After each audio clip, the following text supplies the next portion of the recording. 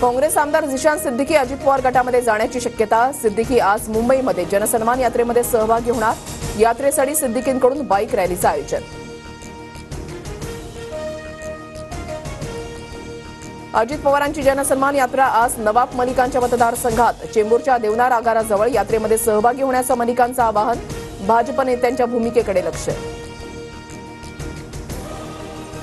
सरकारच्या योजना बंद होऊ नये म्हणून फडणवीस सीएम झाले पाहिजेत। लाडकी बहीण योजनेवरून सुरेश खाडेंचं मोठं विधान। विदर्भात शिंदे गट 12 जागांसाठी आग्रही। पूर्व नागपूर आणि मध्य नागपूरसाठी शिंदे गट दबाव टाकण्याची शक्यता। निरीक्षक अहवाल एकनाथ शिंदेंकडे सोपवणार। उद्धव ठाकरेंमुळेच राज ठाकरेंना शिवसेनेतून बाजूला केलं। उद्धव ठाकरेंच्या मनामध्ये असुरक्षिततेसोबतच पक्ष ताब्यात घेण्याची इच्छा होती। मुख्यमंत्री एकनाथ शिंदेंचा दावा। एकनाथ शिंदे ढोंगी लोकांच्या नादाला लागून खोटं बोलत आहेत। 25 वर्षांपूर्वी मातोश्रीचे दरवाजेही शिंदेंसाठी खुले नव्हते। संजय राऊतांचं प्रत्युत्तर। गुवाहाटीला जाणं आमची रणनीती होती। जाताना ठाकरेंसोबत फोनवर बोलत बोलत मी गेलो। त्यावेळेला मला धमक्या देण्यात आल्या। मुख्यमंत्री शिंदेंचा आरोप। मुंबई गोवा महामार्गावरील कुचकामी कामाला रवींद्र चव्हाण जबाबदार। फडणवीसांनी रवींद्र चव्हाणांचा राजीनामा घ्यावा।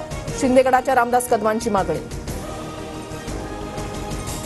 सुप्रिया मुंबईत असेल तर राखी बांधून घेणार। अजित पवारांचं वक्तव्य। मी नाशकात, कुणीही राखी बांधून घ्यायला आलं तर स्वागत करेल। सुप्रिया सुळेंची प्रतिक्रिया। राज्यात डिसेंबरमध्ये निवडणुका होणार असतील तर ती सरकारची सोय। सत्ताधाऱ्यांना पराभवाची भीती। संजय राऊतांचा हल्लाबोल। लाडकी बहीण योजनेमुळे विधानसभा निवडणुका डिसेंबरमध्ये होण्याची शक्यता। तर निवडणुका किती पुढे ढकलल्या तरी निकाल बदलू शकत नाहीत। सुप्रिया सुळेंची टीका। महाराष्ट्राच्या राजकारणामधील कर्ण एकनाथ शिंदे तर देवेंद्र फडणवीस अर्जुन। मराठा समाजाला फडणवीसांनी मिळवून दिलेलं आरक्षण शरद पवार उद्धव ठाकरेंनी घालवलं। सदाभाऊ खोत यांचा आरोप।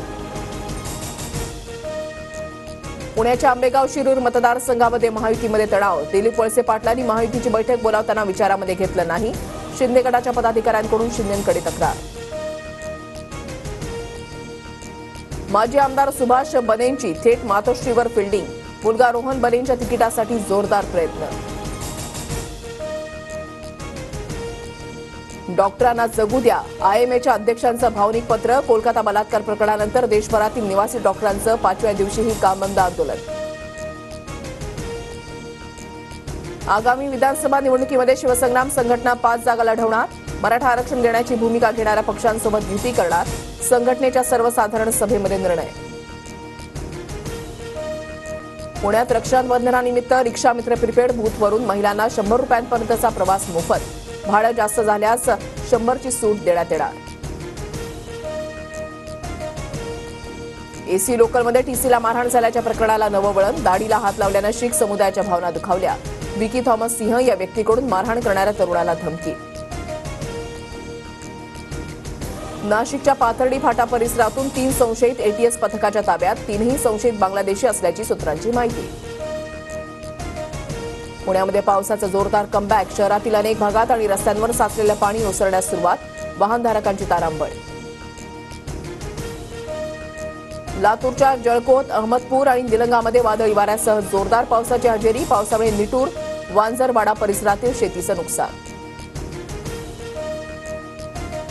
देशातील काही राज्यांमध्ये आज मुसळधार पावसाचा इशारा। दिल्लीसह पंजाब आणि हरियाणा राज्यांना अलर्ट। उत्तराखंडमध्येही 3 दिवस मुसळधार पावसाचा अंदाज।